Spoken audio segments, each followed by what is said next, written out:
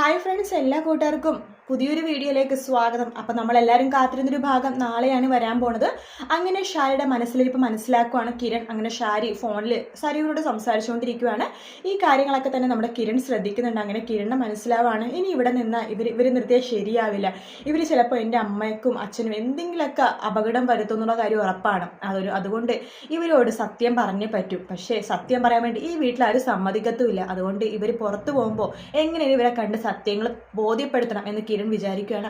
അങ്ങനെ നമ്മൾ പ്രൊമോ കണ്ട പോലെ തന്നെ കിരൺ ഷാരിയുടെ അടുത്ത് പോയി സംസാരിക്കുന്നത്. ഷാരിയുടെ പറയുന്നത് നിങ്ങളുടെ മകൾ അല്ലാതെ താരാൻ്റിയുടെ മോളാണ് എന്ന് പറയുമ്പോൾ ഷാരി ആകെ ഞെട്ടിപ്പോകുകയാണ്. പക്ഷെ അതിനുശേഷം കിരൺ പറയേണ്ട അതിനുള്ള തെളിവും കാര്യങ്ങളൊക്കെ എൻ്റെ കയ്യിലുണ്ട്, DNA ടെസ്റ്റ് അടക്കമുണ്ട്, എന്താ നിങ്ങൾക്ക് കാണണോ എന്ന് പറയുമ്പോൾ ഷാരിക്ക് മനസ്സിലാവാണ് എല്ലാം സത്യമാണെന്നുള്ള കാര്യം. ഷാരി എല്ലാ കാര്യങ്ങളും ഓർക്കുമ്പോൾ അത് സത്യം തന്നെയാണെന്ന് ഷാരിക്ക് മനസ്സിലാവാണ്. അങ്ങനെ തെളിവുകളടക്കം കിരൺ കാണിക്കുമ്പോൾ ഷാരിയൊക്കെ തകർന്നു പോകുക കേട്ടോ.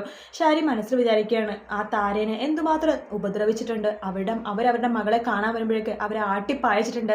ഒരു അമ്മയുടെ മനസ്സാണ് ഞാൻ വേദനിപ്പിച്ചത്. എന്തായാലും താരയുടെ ഇതിന് സോറി പറഞ്ഞേ പറ്റൂ. ഇനി ഞാൻ ദുഷ്ടത്തിലൊക്കെ വിചാരിക്കണത് എന്തിനാണ്?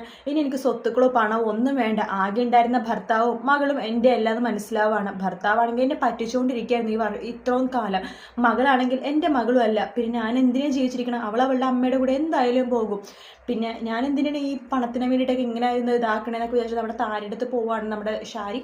അതിനുശേഷം താരടുത്ത് ചോദിക്കുമ്പോൾ താര ഇങ്ങനെ ആക്ഷൻ വഴി പറയുന്നുണ്ട്, നടന്ന സംഭവങ്ങളൊക്കെ പറയുകയാണ്. അന്ന് ശരിക്കും പറഞ്ഞ CS അല്ല, രാഹുലാണ് തന്നെ കീഴ്പ്പെടുത്തിയത്. അതിൽ തനിക്കുണ്ടായ കുഞ്ഞാണ് സരയു എന്നുള്ള സത്യം താര ആക്ഷൻ വഴി പറയുമ്പോൾ നമ്മുടെ ഷാരി ആകെ ഞെട്ടിപ്പോകുകയാണ്.